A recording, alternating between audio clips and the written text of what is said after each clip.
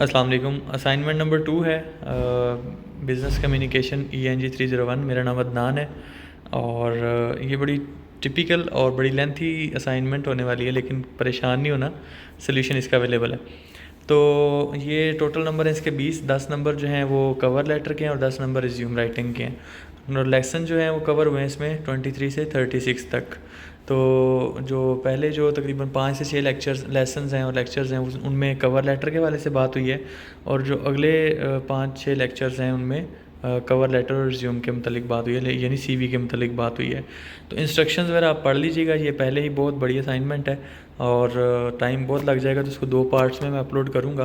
तो ये कुछ इंस्ट्रक्शंस हैं वो पढ़ लीजिएगा। मैं सवाल की तरफ जाता हूँ। तो सवाल ये है कि Pakistan embassy college Beijing required applications for from qualified and experience academics in the subject of economics for O level A levels. ठीक है जी, वो कह रहे हैं पाकिस्तान एम्बेसी कॉलेज को चाहिए कुछ एप्लीकेंट्स, कुछ दरख्वास्तें जो कि क्वालिफाइड और एक्सपीरियंस्ड हों। सब्जेक्ट जो है वो इकनॉमिक्स है, उसमें O लेवल और A लेवल के लिए उनको O लेवल और A लेवल के लिए क्लासेस के लिए कुछ एकेडमिक्स रिक्वायर्ड हैं जो कि प्रोफेशनल एक्सपीरियंस्ड और क्वालिफाइड हों। ठीक है, applicants must possesses a master degree in a relevant subject with at least 5 years experience in a reputed English medium educational institution. जो बंदा है जो भी वो मास्टर डिग्री हो उसकी, और वो रेलिवेंट सब्जेक्ट यानी इकनॉमिक्स में उसने कम से कम 5 साल का एक्सपीरियंस हो किसी भी एजुकेशनल इंस्टीट्यूट में जो कि इंग्लिश मीडियम हो। With a cover letter, write a cover letter along with the resume and forward it before September 5, 2022। ठीक है, तो वो कह रहे हैं कि जी एक कवर लेटर लिखें और एक CV लिखें, और वो CV और कवर लेटर जो है वो September 5, 2022 की डेट से पहले पहले फॉरवर्ड करें। तो कवर लेटर 10 नंबर का, रिज्यूम 10 नंबर की, ये मैंने आपको पहले बताया है। अच्छा जी, इसमें हम आगे सबसे पहले कवर लेटर में सबसे ऊपर आ गई डेट हमारे पास। आप इसको फॉर्मेट चेंज कर सकते हैं। देन आपने वाइस चांसलर जो पाकिस्तान एम्बेसी कॉलेज बीजिंग है उसके नाम पे इसको एड्रेस कर रहे हैं। उसके बाद आपका सब्जेक्ट आ जाता है। सब्जेक्ट में आपने ये वाला सब्जेक्ट नहीं लिखना, आप इसको थोड़ा सा चेंज भी कर सकते हो अपनी मर्ज़ी से। तो dear sir ma'am, I have come to know through our reliable sources. आपने इसमें सोर्स लिख देना है, अखबार के थ्रू पता चला या इंटरनेट के थ्रू, जैसे भी आपको पता चला। एक वैकेंट पोजीशन है academics in subject of economics under your esteemed organisation. जो वाइस चांसलर है या चांसलर है उस यूनिवर्सिटी का, उसके अंडर जो है वो एक सब्जेक्ट ऑफ इकनॉमिक्स के टीचर की एक वैकेंसी है और उनकी ऑर्गेनाइजेशन में। तो I would be grateful to you if you allow me a chance to work for your respected organization. I assure you that my knowledge in field of economics, analytical skills, interpersonal communication skills and creativity in tackling problems can make a positive contribution to your institute. तो आप इसको कुछ भी लिख सकते हैं। Cover letter लिखने के जो बेसिकली जो तरीका है वो यही है। और उसके बाद आपने my resume with experience and academic certificate is also attach for perusal. ठीक है जी, उसके बाद अटैचमेंट इसमें क्या क्या है आपके कवर लेटर के साथ? आपकी CV है, आपके एजुकेशनल डॉक्यूमेंट्स हैं, आपके क्रेडेंशियल्स हैं, आपकी पिक्चर्स हैं, एक्सपीरियंस सर्टिफिकेट्स हैं, और भी अगर आपके पास कुछ लेटर्स वगैरह हैं तो आप इसके साथ अटैच कर सकते हो। Please consider me a serious candidate. I hope it will be advantageous experience for your institute. Thank you, best regards. अपना नाम लिखेंगे नीचे, आप अपना इंस्टीट्यूट का नाम लिखेंगे जहाँ पे आप जॉब कर रहे हैं। मतलब मैंने लम्स लिखा है, मैं जॉब तो नहीं कर रहा है, वैसे ही लिख दिया। ईमेल ID फ़र्ज़ी है और फ़ोन नंबर भी फ़र्ज़ी है। पार्ट 2 जो है वो 10 नंबर का है। उसमें आपने रिज्यूम राइटिंग करनी है। रिज्यूम राइटिंग में सबसे पहले आपने अपना नाम लिखना है। उसमें आपने अपना इंट्रोडक्शन एक छोटा सा लिखना है कि आप क्या हो। ठीक है, मैंने सब्जेक्ट स्पेशलिस्ट ऑफ इकनॉमिक्स लिख दिया। चूँकि CV हमेशा लिखने से पहले आपने एक बात का ख्याल रखना है कि आप अगले बंदे की या अगली इंस्टीट्यूट की या अगले इदारे की रिक्वायरमेंट है वो आपकी स्पेशलिटी है। ठीक है, इस चीज़ को आपने हमेशा मद्देनज़र रखना है। और CV में कुछ भी ऐसी बात नहीं लिखनी जो कि आप झूठ लिख रहे हो और कुछ भी आपके इररेलेवेंट हो, ऐसा कुछ मवाद आपने नहीं लिखना। CV बड़े सॉफ्ट और बड़े स्मूथ अंदाज में लिखनी चाहिए हमेशा से। और जो CV के जो मेजर जो कंटेंट होते हैं उनमें सबसे पहले जो आपका नाम आता है, देन कॉन्टैक्ट इन्फॉर्मेशन आती है। और कॉन्टैक्ट इन्फॉर्मेशन को आप जितना लंबा चाहें कर सकते हैं। मैंने एड्रेस लिखा है, सेल नंबर लिखा है, रेजिडेंट लिखा है, ईमेल ID लिखा है, इसमें अपने ऑफिस का एड्रेस लिख सकता था, ऑफिस का नंबर लिख सकता था, ऑफिस की ईमेल आईडी लिख सकता था, ठीक है, इसमें कुछ भी लिख सकता था, लेकिन जस्ट मुझे इतना ही मुनासिब लगा कि मैं उसमें अपनी पर्सनल इन्फॉर्मेशन दूँ तो बेस्ट है, ठीक है जी। देन इसमें आपने कैरियर ऑब्जेक्टिव लिखना है। कैरियर ऑब्जेक्टिव में आप लिख सकते हैं, आपने हमेशा कैरियर ऑब्जेक्टिव वो लिखना है जो आप किसी भी ऑर्गेनाइजेशन में, अगर फ़र्ज़ करें कि मैं एक स्टडी एक मतलब वो एजुकेशन इंस्टीट्यूट के लिए लिख रहा हूँ तो उसका कैरियर ऑब्जेक्टिव डिफरेंट होगा। अगर मैं एक किसी इंजीनियरिंग फर्म में सीवी भेजनी है तो उसका कैरियर ऑब्जेक्टिव डिफरेंट होगा। तो कैरियर ऑब्जेक्टिव जो है वो आपका सीवी के लिहाज से होगा। आपने उसमें अगर आप किसी एजुकेशनल इंस्टीट्यूट के लिए सीवी लिख रहे हैं तो आपने उसमें लिख देना है कि जितना आपका एक्सपीरियंस है, आपकी क्वालिफ़िकेशन क्या है, आपने आपका एक्सपीरियंस उसमें, मतलब ये आपकी एक समरी होती है सीवी की, जो पढ़ने वाले को एक अच्छी अट्रैक्शन देती है कि वो समझ जाता है कि ये बंदा प्रोफेशनल है और ये क्या इसका लेवल है। देन आपकी पर्सनल स्किल्स एंड कैपेबिलिटीज़ आ जाती हैं, सेकंड सेगमेंट है, बल्कि थर्ड सेगमेंट है। इसमें आपने अपना जो इंटरपर्सनल स्किल्स हैं, कम्युनिकेशन एंड प्रेजेंटेशन स्किल्स हैं, उसके बाद establish the curriculum material and manage the activities within the organization है, develop the study material for students है, एवेल्यूएट ऑफ ओवरऑल परफॉर्मेंस है। तो इसमें आप अपनी जो प्रोफेशनल स्किल्स हैं और कैपेबिलिटीज़ हैं इनको मज़ीद 2-4 और लिख सकते हैं, इनको चेंज करना है आपने, ऐसे नहीं लिखना। देन आपका जो एलिमेंट आ जाता है सीवी का वो है आपका जो एजुकेशन का।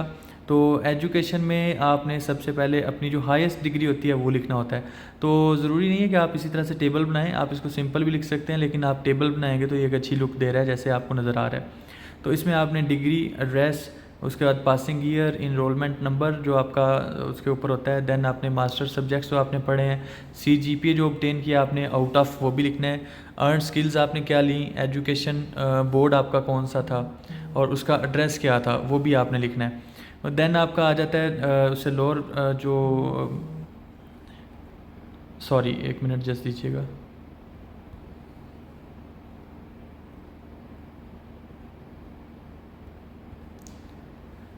देन उसके बाद आपकी लोअर एजुकेशन आ जाती है। देन आपका ओ लेवल आ जाता है, उससे लोअर ए लेवल, ओ लेवल, उससे मतलब जो जो आपकी मतलब जो सबसे हाईएस्ट है और जो उसके बाद फिर लोएस्ट, लोएस्ट और फिर उससे लोएस्ट।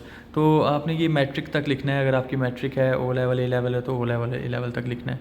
उसमें आपने देन एड्रेस लिख देना है अपनी यूनिवर्सिटी का या अपने कॉलेज का, पासिंग ईयर लिख देना है, उसके बाद इनरोलमेंट नंबर लिख दिया, उसके बाद आपने किस सब्जेक्ट मेजर में किया, उसके बाद आपका सीजीपीए है, उसके बाद आपने जो स्किल्स इस जो डिग्री से अर्न की हैं वो लिखनी है, और जो आपका एजुकेशन का बोर्ड है वो कौन सा है उसका नाम लिख देना है। तो ये सारी चीज़ें एसेंशियल है, इंपॉर्टेंट हैं, ये सारी चीज़ें आपने लिखनी है।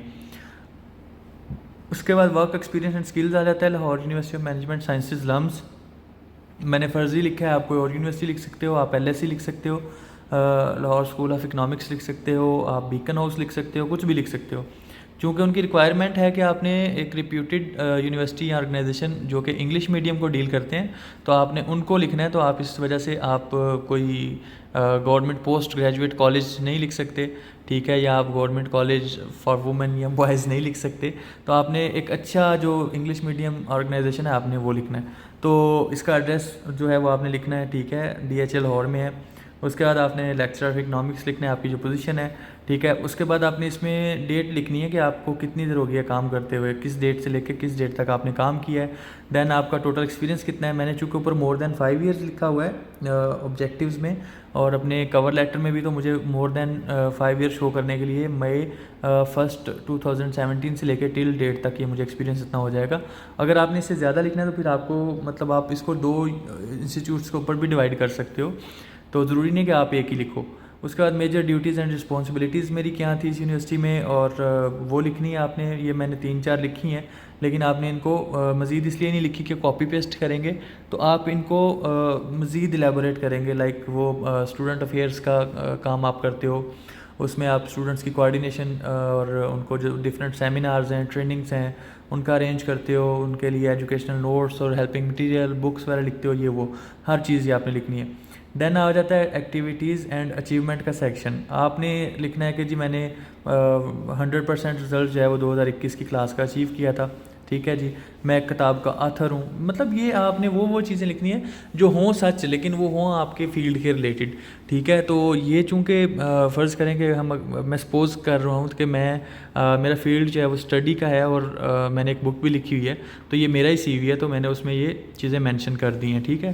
देन मेरे जो पर्सनल इन्फॉर्मेशन है उसमें फ़ादर नेम आ जाएगा, आईडी कार्ड नंबर आ जाएगा, मैरिटल स्टेटस आ जाएगा, नेशनैलिटी आ जाएगी। इसमें आप पासपोर्ट नंबर लिख सकते हैं, पासपोर्ट वैलिड है नहीं वैलिड।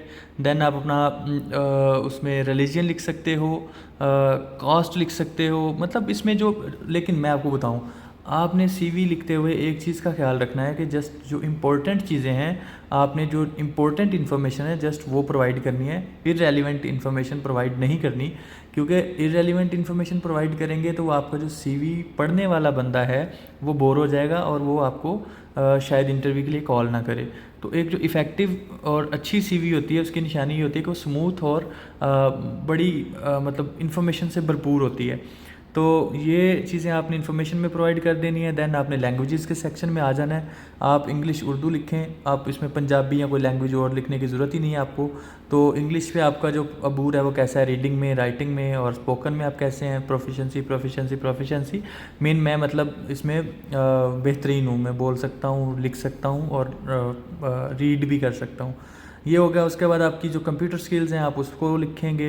ये सारे जो मैंने आपको चीज़ें बता रहा हूँ ना, ये सारी चीज़ें हैंडआउट्स में लिखी हुई हैं, ठीक है। और ये मैंने सारी स्टडी करने के बाद ये सीवी और ये कवर लेटर डिज़ाइन किया है।